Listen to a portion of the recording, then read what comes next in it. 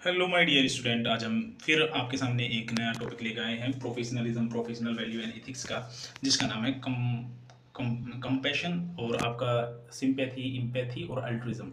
ये तीन टॉपिक हैं आपके। ये छोटे छोटे टॉपिक हैं, चलो पढ़ते हैं बिना देरी किए हुए और बिना ही टाइम वेस्ट किए हुए। हाँ, यहाँ मैं एक छोटी सी बात शेयर करना आपसे चाहता हूँ कि देखिए, हमारे पास रिसोर्सेज की बहुत कमी है हमें, तो इसलिए आप हमें थोड़ा प्रमोट करेंगे, सब्सक्राइब कराइए, आप हमें ज़्यादा से ज़्यादा शेयर करें लोगों के पास, तो इससे हमारा चैनल ग्रो होगा। और चैनल ग्रो होगा तो इससे चैनल में थोड़ी सी इंक्रीमेंट आएगी, और उससे फिर आपका चैनल ग्रो होगा तो आपको ज़्यादा क्लासेस मिलेंगी। इसलिए आप थोड़ा इसे वो कराएं, सब्सक्राइब एंड शेयर करें, लाइक करें, तभी आपको कुछ थोड़ा फायदा है। देखिए पढ़ते हैं। कंपेशन।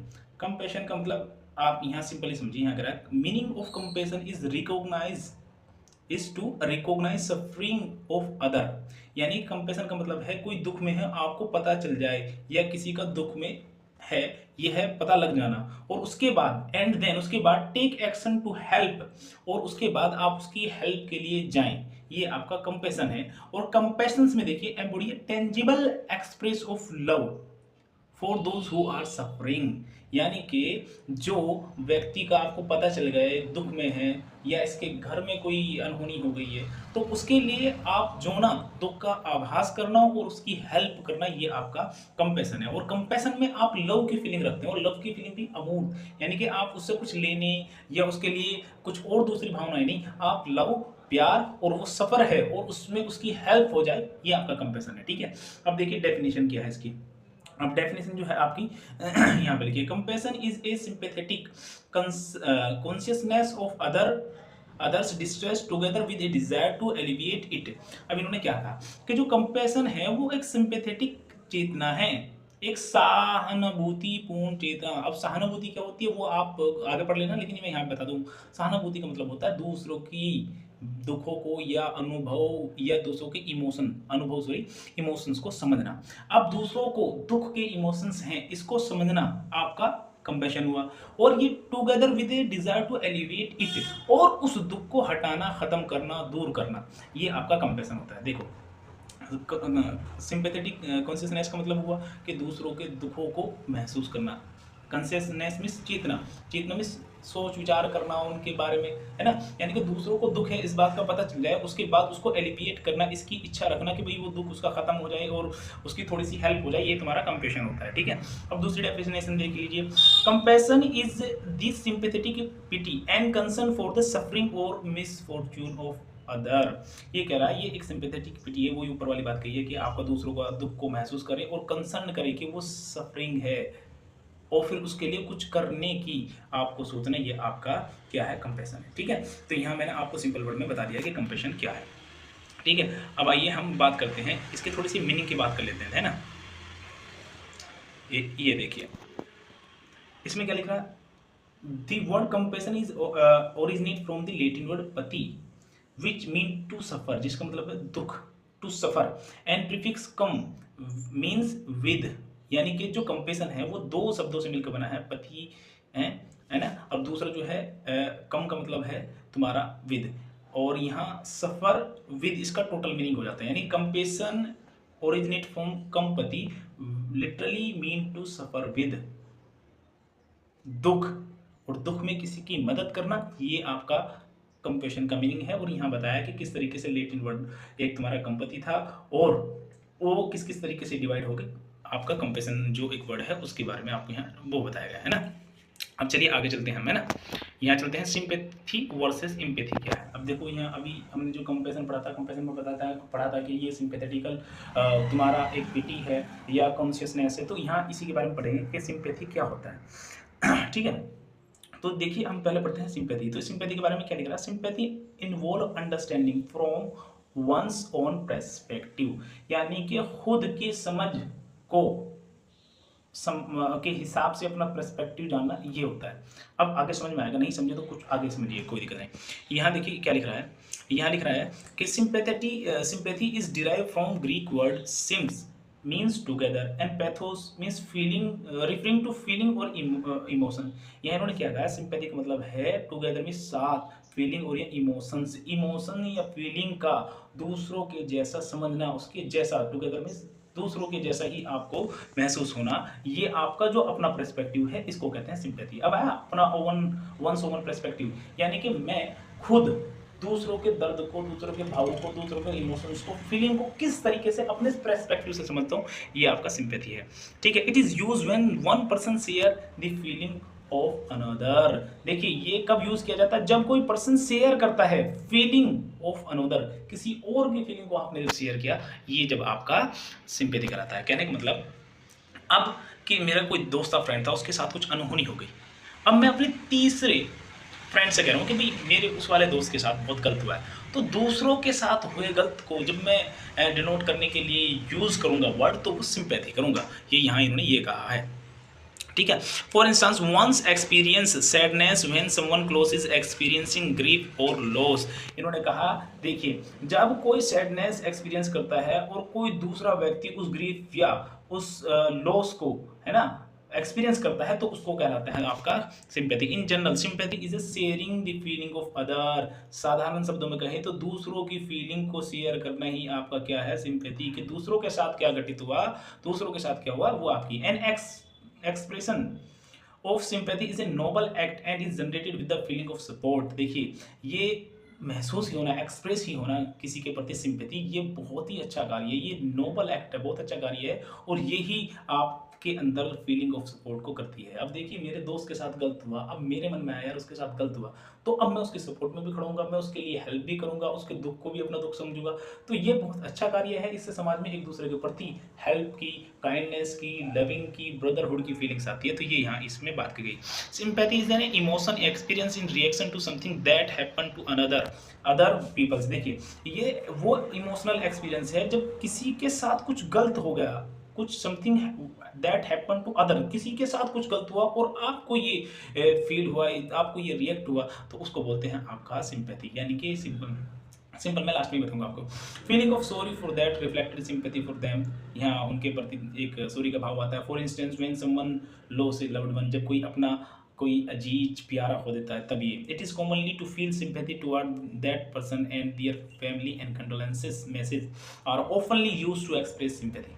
ओह देखो क्या, उस व्यक्ति और उसकी फैमिली के आप कंडोलेंसेस, यार मतलब दुख वाला जो भाव है किसी की फैमिली, या अभी देखिए मतलब जो प्लेन क्रैश हुआ है अहमदाबाद में, अब सभी ने कंडोलेंसेस अपनी दी ना उन सबको, है ना। तो यही है कि किसी के साथ कुछ गलत हो रहा है और हम लोग यहाँ बैठे हुए हैं, उस बैठे बैठे ही उनके प्रति दुख और शोक का भाव मन में रखना है। बस यही है कि उनको और उनकी फैमिली के प्रति हम एक दुख का भाव रखते हुए उनके साथ खड़े हों, मदद करें और उनको हिम्मत बनाए, यही तो है। जैसे देखिए एग्जाम्पल के तौर पे दे रखा है कि ये एक्सप्रेस होना, सिंपैथी एक्सप्रेस होना for the victim of the earthquake. जब अर्थक्वेक कहीं भी आता है तो व्यक्ति किसी भी देश, किसी भी कंट्री, कहीं के भी रहने वाला, वो कहता है कि भाई ये गलत हुआ और ऐसा नहीं होना था। तो यही तो आपका सिंपैथी है। ठीक है, अब देखिए हम एम्पैथी की बात करते हैं ना। एम्पैथी में देखिए है क्या, empathy involve putting one self in the other person's shoes and understanding why they may have these particular feeling। अब देखिए, अब यहाँ सिंपैथी और एम्पैथी में बहुत से लोगों को डिफरेंस क्लियर नहीं होता। अगर मैं आपको डिफरेंस क्लियर कराऊँ तो मैं सिंपल सी ये कह सकता हूँ कि सिंपैथी जो है, जो हमने अब से पहले ये एक वर्ड पढ़ा सिंपैथी, ये वाला जो हमने वर्ड पढ़ा सिंपैथी, इसका मतलब है दूसरों की फीलिंग को अंडरस्टैंड करना, दूसरों के साथ जो गलत हुआ उसको एक्सपीरियंस करना। ठीक है, ये तो हुआ आपका सिंपैथी। ठीक है, अब एम्पैथी क्या है, उस व्यक्ति के स्थान पे खुद को रखना और वो चीजें महसूस भी करना, ये होता है एम्पैथी। यानी कि एम्पैथी एक बड़ी चीज है, सिंपैथी एक छोटी चीज है। एम्पैथी में, ई फॉर एम्पैथी में आप वो चीजें महसूस भी कर रहे हैं और वो चीजें आप समझ भी रहे हैं, ये आपका एम्पैथी है। जबकि सिंपैथी में सिर्फ आप फील कर रहे हैं, महसूस कर रहे हैं, उसकी जगह उस दर्द को आपने महसूस या सहा नहीं है। तो यहाँ ये है। अब देखो मैं समझाता हूँ, अगर नहीं भी समझ में आया तो अब देखिए, कहूँ तो मैं आपको एक एग्जाम्पल देता हूँ, लेकिन पहले ये पैराग्राफ पढ़ लेते हैं उसके बाद।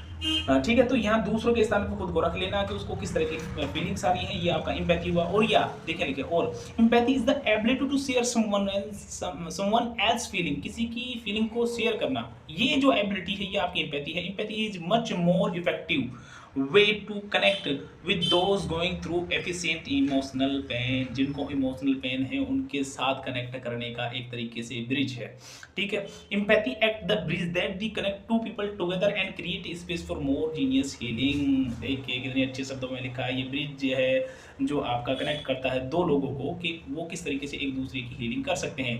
अंडरस्टैंडिंग एंड कंपेशन, किस तरीके से वो अंडरस्टैंडिंग और वो कंपेशनेट हो सकते हैं, दया की भावना रख सकते हैं। Empathy not only allow ones to hear other point of view but also help an individual to become more helpful by understanding the other situation। देखो यहाँ दूसरों को सुनना, यहाँ इन्होंने कहा है सुनना, यानी कि महसूस करना नहीं है, बल्कि उस जैसी सिचुएशंस में अपने आप को पहले ढाल चुका होना या उसके जैसा ही बिल्कुल वो पहुंच जाना उसी लेवल पे, ये आपका एम्पैथी हो रहा है। For instance she has empathy for those struggling with addiction since he herself is a recovering addict, ठीक है। अब देखिए कोई एडिक्ट था, वो अपना एडिक्ट छुड़ाना चाहता है, और कोई पहले से एडिक्ट था और वो छुड़ा चुका होता है, तो फिर जो भावना या फीलिंग आती है वो एडिक्शन की ही, वो आपका आती है एम्पैथी। यहाँ इन्होंने क्या कहा, कोई शराब पी रहा है व्यक्ति, अब वो अपनी शराब छुड़ाना चाह रहा है, लेकिन एक व्यक्ति शराब पीता था और उसने वो छुड़ा भी ली, तो अब जिसने छुड़ा ली और जो छुड़ाने जा रहा उसको देख के जो उस व्यक्ति के मन में फीलिंग आएगी उसको एम्पैथी है। अब मैं आपको फिर दोबारा समझाता हूँ, समझो। 3 दोस्त हैं, ए, बी और सी, ठीक है। अब ए जो है उसको पता चलता है बी के जो है वो ग्रैंडफादर की डेथ हो चुकी है, ठीक है। तो अब बी क्या कहता है कि भाई यार ए के साथ गलत हुआ, उसके जो फादर्स थे ना, ग्रैंडफादर थे, उनकी डेथ हो गई, ये मतलब गलत नहीं है, मतलब बहुत गलत है, ऐसा नहीं होना चाहिए, ठीक है। अब जो सी है, जो इनका तीसरा दोस्त सी है, उसके ग्रैंडफादर की पहले ही डेथ हो चुकी थी, ए के ग्रैंडफादर से पहले भी। तो ए के ग्रैंडफादर की डेथ के बाद जो सी में फीलिंग आएगी, यानी कि यहां समझो ये ए है, ये बी है, ये सी है, इसकी ग्रैंडफादर की डेथ हुई है अभी अभी, ठीक है। तो बी क्या कहेगा, यार इनके साथ गलत हुआ, ठीक है। लेकिन सी के जो ग्रैंडफादर थे उनकी डेथ होगी पहले ही, है ना। अब जब ये इसके साथ फीलिंग शेयर करेगा तो इसके तो दादाजी हैं वो पहले ही बेचारों की डेथ हो चुकी है ना, तो ये इसके दर्द को महसूस भी कर सकता है, ये इसके दर्द को समझ भी सकता है, जबकि बी जो है वो सिर्फ इसके दर्द को समझ सकता है, महसूस नहीं कर सकता। तो एम्पैथी और सिंपैथी में यही फर्क है कि बी जो है वो सिंपैथी है, ये सिर्फ समझ सकता है, और जो सी है वो एम्पैथाइज भी कर सकता है और सिंपैथाइज भी कर सकता है। और एम्पैथी और सिंपैथी का मिला जुला ही रूप आपको करुणा भाव में नजर आता है। अब आप समझ गए कि एम्पैथी और सिंपैथी क्या है। अगर समझ में ना आई हो तो आप दोबारा कमेंट करना, मैं आप लोगों के लिए दोबारा फिर कुछ कर दूंगा, टेंशन आप लोग मत लीजिए, है ना। बस इतना थोड़ा समझने की कोशिश कीजिए। अब यहाँ जो है ये 3 टाइप की एम्पैथी आपको बताई गई है, ठीक है। एक तो है कॉग्निटिव एम्पैथी, एक इमोटिव एम्पैथी, एक एम्पैथिक एक्शन। अब देखिए कॉग्निटिव एम्पैथी का मतलब क्या है। कॉग्निटिव एम्पैथी का मतलब है कि थिंकिंग वाला पार्ट, इमेजिन वाला पार्ट, कि भाई उसके साथ गलत हुआ है, ये जो सोच विचार वाली जो पार्ट चल रहा है वो आपका कहलाता है कॉग्निटिव एम्पैथी।